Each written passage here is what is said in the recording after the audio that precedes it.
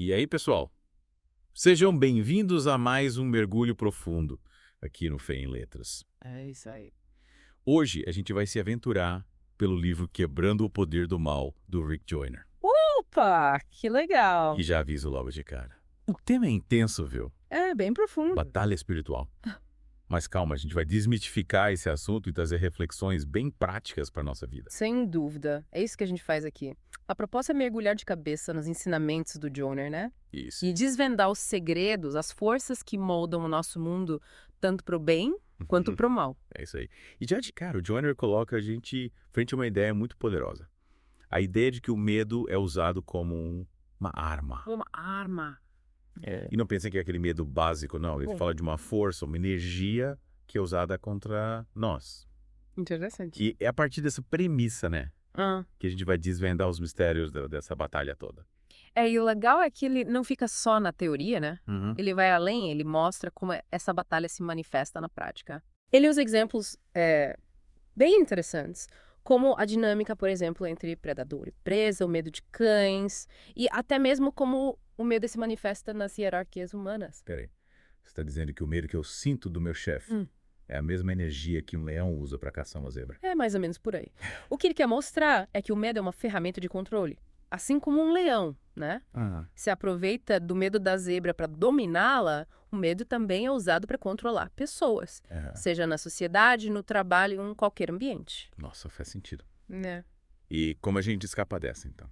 Boa pergunta. O livro dá alguma dica. Com certeza. Ele apresenta um conceito muito interessante que é o temor do Senhor. Mas calma, não é aquele medo paralisante, não. Tá? É mais como admiração, sabe? Que uma criança sente por um pai amoroso, mas que impõe respeito. Sim. É um temor que liberta, que nos leva a confiar e obedecer por amor, e não por medo de punição. Interessante. É como se a gente trocasse o medo da bronca pela vontade de agradar, de fazer o que é certo por admiração, por respeito. Exatamente. E esse temor do Senhor, ele nos blinda contra os outros tipos de medo. Aqueles que nos paralisam, que nos impedem de viver plenamente. Falando em viver plenamente, o Joyner também fala bastante sobre a questão da confiança, né? Tipo, como saber se a gente está confiando nas coisas certas? Ele aborda essa relação, né? Entre a confiança mal direcionada e o medo. Ele dá exemplos bem práticos, como o apego excessivo a bens materiais ou posições sociais. Entendi. É tipo quando a gente coloca toda a nossa felicidade no sucesso profissional, Isso. no dinheiro, e esquece de cultivar outras áreas da vida. Exato. Tipo a família, os amigos, a espiritualidade. Isso mesmo. E quando a gente coloca a nossa segurança em coisas passageiras, a gente fica vulnerável ao medo da perda, da instabilidade. É como construir uma casa na areia que pode ser levada pela primeira tempestade. Faz muito sentido. E o que mais ele fala sobre essa questão da confiança? E dá outros exemplos. Sim, ele fala também da rigidez religiosa, né? Do apego a visões incompletas da verdade, que nos tornam inflexíveis e medrosos diante de novas ideias, de novas perspectivas. Sim. Ele critica essa postura que impede o crescimento ou o amadurecimento da fé. É como se a gente criasse uma caixa em volta da nossa fé, com medo de sair dela e explorar novos horizontes. Mas a fé precisa ser viva, né? Com certeza. Dinâmica. Exatamente. E essa rigidez, muitas vezes, está ligada ao medo de errar, né? De se desviar do caminho. Mas a gente precisa lembrar que a fé é um processo de aprendizado, de busca constante. E nessa busca, a gente precisa estar aberto a novas descobertas, a questionar, a duvidar e a encontrar respostas que façam sentido para a nossa vida. Puxa, que interessante. E já que a gente está falando de coisas que podem nos aprisionar, ele também aborda a questão do dinheiro, né? Sim. Tipo, como o apego ao dinheiro pode gerar medo e escravidão.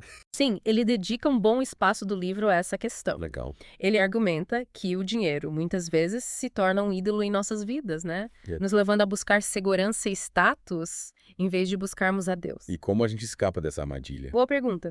Ele propõe um caminho bem simples, mas que exige uma mudança profunda de mentalidade e comportamento, que é o arrependimento e a obediência aos princípios bíblicos. Interessante. Mas como isso funciona na prática? Ele explica que o arrependimento genuíno, né, nos leva a reconhecer nossos erros e a buscar a mudança, enquanto a obediência nos coloca no caminho da vontade de Deus. É o caminho da liberdade. E ele ainda dá uma dica de ouro. Pratique a mordomia. Mordomia, o que seria isso? Tipo, cuidar direitinho do nosso dinheiro. É mais do que isso. É reconhecer que tudo que temos pertence a Deus. E que nós somos apenas administradores dos seus bens. Isso inclui nosso tempo, nossos talentos, nossos recursos, tudo. Nossa, que conceito poderoso. E como essa ideia de mordomia se conecta com a questão do medo e da liberdade? Quando a gente entende que não somos donos de nada, mas apenas mordomos, a gente se liberta do medo da perda. A gente passa a usar nossos recursos com sabedoria e generosidade. Sim. Buscando o bem comum e não apenas o nosso próprio benefício. E falando em bem comum, ele também aborda o papel da igreja, né? Sim. Ele defende que a igreja deveria ser uma força libertadora. Uma fonte de segurança social para todos. Um lugar de acolhimento, de discipulado e de preparação para o chamado de Deus. Mas ele também critica a igreja, né? Sim, ele faz uma crítica bastante contundente, argumentando que muitas vezes a igreja falha em cumprir esse papel, se tornando mais um centro de entretenimento do que um lugar de transformação. É como se, em vez de oferecer o verdadeiro poder do evangelho, né, a igreja oferecesse um evangelho diluído, focado em atrair multidões, Isso. em vez de formar discípulos autênticos. Exato. E ele relaciona essa busca por poder e reconhecimento, em vez do serviço genuíno ao próximo, a um dos grandes obstáculos para a verdadeira autoridade espiritual. O orgulho. O orgulho. O orgulho nos cega para as nossas próprias falhas e nos impede de reconhecer a grandeza de Deus, né? E isso nos leva a um ciclo vicioso de medo, insegurança e, por fim, ineficácia na nossa caminhada de fé.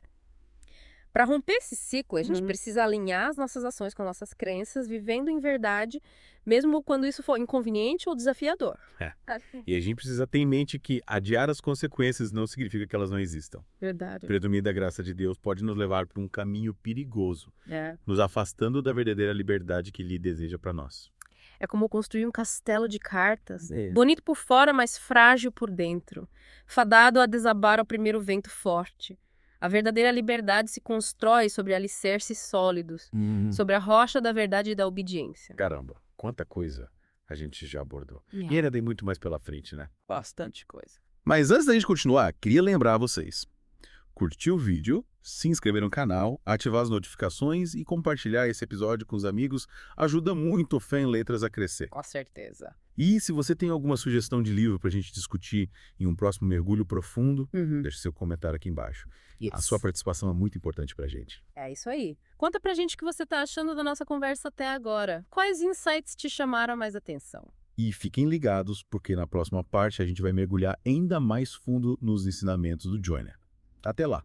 Até a próxima. Retomando nossa conversa sobre quebrando o poder do mal, o Joyner, ele nos leva a uma análise mais profunda sobre os níveis de ataque espiritual que a gente pode enfrentar. Ele não se limita a falar de demônios, né? Que atacam só indivíduos, mas também de principados e dominadores mundiais. Que é isso? Nossa, parece nome de filme de terror, né? Mas explica melhor essa hierarquia do mal pra gente. Pensa nos principados como forças que influenciam, sabe? A cultura de uma cidade, de um país ou até de um continente. Sim. Imagina uma cidade tomada pela violência. Isso pode ser o resultado da ação de um principado que semeia medo e ódio. Entendi. Já os dominadores mundiais, eles atuam em escala global, buscando controlar sistemas e influenciar eventos de grande impacto. Tipo o ataque de 11 de setembro que ele cita no livro. Exatamente. Eventos catastróficos como esses para o medo e insegurança, abrindo caminho para o avanço do mal. E o mais assustador é que essa influência, muitas vezes, é sutil, quase imperceptível. E como a gente se protege disso? É só rezar mais. A oração é fundamental, mas não é a única arma. O Joyner, ele nos chama a usar a autoridade espiritual que nós temos em Cristo para confrontar esses ataques. Que autoridade é essa? Tipo, superpoderes? Não é bem assim. Essa autoridade não é algo que a gente conquista, mas que nos é concedida por Deus. É como um soldado, sabe? Que recebe treinamento e armas para lutar. E essa luta se trava no campo espiritual, usando a verdade, o amor, a paz e a paciência como armas. Entendi. É como se a gente tivesse um arsenal invisível, mas muito poderoso. Exatamente. E quanto mais a gente vence as batalhas em nível pessoal, contra nossos próprios medos, tentações, mais fortes a gente se torna para enfrentar inimigos maiores. Certo. E não devemos ter medo. Afinal, como diz a Bíblia, Aquele que está em nós é maior do que aquele que está no mundo. É verdade. Mas como saber se a gente está pronto para lutar nesses níveis mais elevados? Boa pergunta. O Joyner destaca que essa autoridade espiritual, ela é concedida por Deus à medida que a gente cresce em maturidade e fidelidade. É como um processo de aprendizado em que a gente é testado e aprovado para assumir responsabilidades maiores. Então, não adianta sair por aí querendo expulsar demônios antes de ter vencido as batalhas dentro da gente, né? Exatamente. A primeira batalha que a gente deve vencer é contra nossos próprios demônios. Os medos, as inseguranças, as tentações. E essa vitória se conquista através da oração, do estudo da palavra, da obediência aos mandamentos de Deus. E como a gente sabe se a gente está lidando com um ataque espiritual ou simplesmente com os problemas normais da vida? Então, Joyner ensina a gente a discernir a ação do inimigo, observando, né, os padrões de pensamentos, sentimentos que nos afligem. Tipo quando a gente fica remoendo o erro do passado. Yes. Ou quando a gente é tomado por um medo irracional, assim, do nada. Exatamente. Esses podem ser sinais de que a gente está sob ataque. Mas o importante é não se desesperar. O Joyner nos lembra que o mundo jaz no maligno, mas não lhe pertence. A vitória final é de Cristo. Que alívio. Mas, oi, o medo! Como lidar com ele diante de tudo isso? Ele apresenta o conceito do bom medo, o temor do Senhor, como um antídoto, né? Para todos os outros medos. Mas como o medo pode ser bom. O temor do Senhor, ele não é um medo paralisante. Certo. Mas um profundo respeito e admiração pela grandeza de Deus. É como a reverência que a gente sente diante de uma autoridade justa, bondosa, que nos inspira a buscar a sabedoria e obedecer os seus mandamentos. A admiração que a gente sente por um mentor, um professor que a gente respeita muito. Isso mesmo. É um temor que nos leva a confiar em Deus, a nos submeter à sua vontade, não por medo de punição, mas por amor, por gratidão. E essa obediência, segundo o livro, não é um fardo, mas o caminho para a verdadeira liberdade, né? Exatamente. Ao nos submetermos à vontade de Deus, a gente se liberta das amarras do egoísmo, do pecado. E ele usa uma analogia interessante para ilustrar esse conceito de uma criança, né?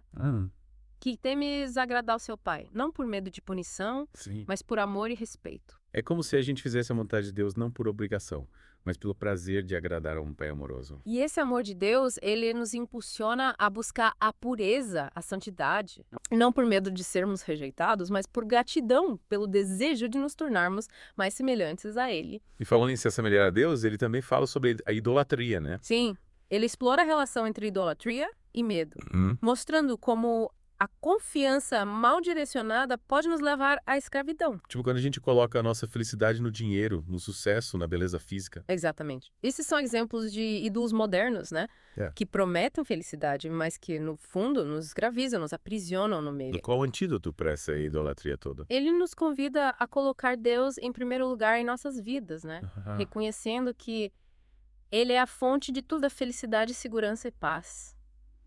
E Ele lembra a gente.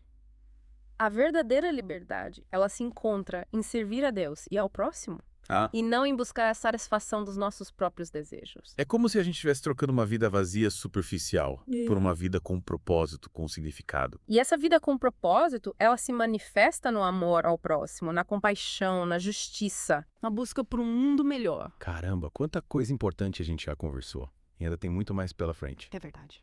Mas, antes de continuarmos, queria lembrar a todos: curtir o vídeo, se inscrever no canal, ativar as notificações e compartilhar esse episódio com seus amigos ajuda muito o Fé em Letras a crescer. Com certeza. E não se esqueçam de deixar seus comentários. Todos. Queremos saber o que vocês estão achando do nosso mergulho profundo do livro Quebrando o Poder do Mal. É isso aí. Quais insights te impactaram? O que você já está colocando em prática na sua vida? Compartilhe suas experiências pra gente. E fiquem ligados, porque na próxima parte a gente vai continuar nossa jornada explorando como a igreja pode ser um agente de transformação no mundo. Até lá.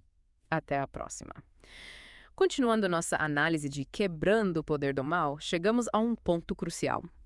O papel da igreja na batalha espiritual. O Joyner, ele argumenta que a igreja deveria ser como exército. Um exército. Bem treinado, pronto para combater as forças do mal e promover o bem no mundo. Um exército. Que legal. Mas como isso funcionaria na prática? Aham. A gente ia sair por aí com espadas e escudos, tipo nos filmes medievais. Calma. não é bem assim. As armas que ele menciona são espirituais. A verdade, o amor, a justiça, a compaixão. E o treinamento se dá através do estudo da palavra, da oração, da comunhão com outros cristãos. Entendi. Mas e qual seria a missão desse exército? A missão da igreja, segundo Joyner, ela é dupla. Combater o mal e promover o bem. Isso significa confrontar as injustiças, Sim. amparar os necessitados, propagar o evangelho, ser luz no mundo. Mas, pelo que a gente viu até agora, a igreja parece que está mais preocupada em construir templos luxuosos, fazer grandes eventos, do que em realmente fazer diferença no mundo. O Joyner também faz essa crítica. Ah, Ele argumenta que muitas vezes a igreja se perde em questões secundárias, como disputas teológicas, busca por poder e status, e se esquece do seu verdadeiro chamado. É como se, em vez de um exército organizado e disciplinado, a igreja fosse um bando de soldados dispersos, cada um lutando por si, sem uma estratégia unificada. Exatamente. E essa falta de unidade, ela enfraquece a igreja. E a impede de cumprir a sua missão. O Joyner, ele nos desafia a buscar a verdadeira unidade, baseada no amor a Deus e ao próximo, e a trabalharmos juntos para que o reino de Deus se manifeste na Terra. Falando em reino de Deus, ele usa uma analogia muito interessante para explicar como a igreja deve funcionar. Ele compara a igreja a um corpo humano. Isso, exatamente. Assim como o corpo humano, né? Tem diferentes membros, cada um com a sua função específica. A igreja também é composta por pessoas com dons e talentos diversos, que devem trabalhar em harmonia para o bem comum. Então não adianta querer ser só a mão, ou só o pé, ou só o cérebro. Cada um precisa fazer a sua parte, né? Isso mesmo. E é importante ressaltar que todos os membros do corpo são igualmente importantes, mesmo os que parecem menos nobres. Mas e quem coordena tudo isso? Quem é o cérebro da igreja? O Joyner, ele fala da importância da liderança na igreja. Ele destaca os dons ministeriais, né? Como apóstolos, profetas, evangelistas, pastores e mestres, que são dados por Deus para equipar os santos para a obra do ministério. mas esses dons não são privilégio de uma elite. Tipo, só os pastores e líderes podem ter esses dons. Não. Ele enfatiza que todos os membros da igreja têm dons e talentos dados por Deus. E que cada um deve usar os seus dons para servir ao próximo e edificar o corpo de Cristo. Então, a liderança na igreja não é sobre mandar nos outros, mas sobre servir, equipar, inspirar os outros a usarem seus dons, né? Exatamente. E para que a igreja funcione bem, é preciso que haja submissão, né? A autoridade de Deus e uns dos outros. Reconhecendo que somos interdependentes, que a gente precisa uns dos outros para cumprir o propósito de Deus. Quando um time de futebol, cada jogador precisa respeitar o técnico, os outros jogadores, para que o time todo jogue bem e vença o jogo. Perfeito. E o Joyner nos lembra, a igreja não é um fim em si mesma, mas um instrumento para que o reino de Deus se manifeste na Terra. Como seria esse reino de Deus na Terra? Ele apresenta a visão gloriosa do reino de Deus, né? Se estabelecendo em plenitude. Um reino de justiça, paz e amor, onde não haverá mais dor, sofrimento ou morte. Uau, que lindo! Mas isso parece tão distante da realidade que a gente vive hoje. Mas ele nos encoraja a não perder a esperança. Certo. Ele nos lembra que a vitória final já está garantida em Cristo. E que nós, como seus discípulos, somos chamados a participar dessa vitória, lutando contra o mal e semeando o bem no nosso dia a dia. E como a gente pode fazer isso na prática? Começando por nós mesmos. Buscando a santificação, combatendo nossos próprios demônios. Sim. Amando e servindo ao próximo, sendo luz no mundo. E nunca desistindo, né? Mesmo quando as coisas parecem difíceis. Exatamente. Ele nos assegura. Em Cristo nós somos mais que vencedores e que nenhuma força do mal poderá nos separar do amor de Deus. Que mensagem poderosa. E assim, chegamos ao fim do nosso mergulho profundo no livro Quebrando o Poder do Mal, do Rick Joyner. É isso aí. Espero que vocês tenham gostado da nossa conversa e que tenham aprendido bastante sobre a batalha espiritual e o papel da igreja no mundo. E não se esqueçam de curtir o vídeo, se inscrever no canal, ativar as notificações e compartilhar esse episódio com seus amigos. Isso ajuda muito o Fé em Letras a crescer e alcançar mais pessoas com a mensagem do Evangelho. E se você tem alguma sugestão de livro para a gente discutir num próximo mergulho profundo, deixe seu comentário aqui embaixo. A sua participação é muito importante para a gente. Até a próxima e que a paz de Cristo esteja com vocês.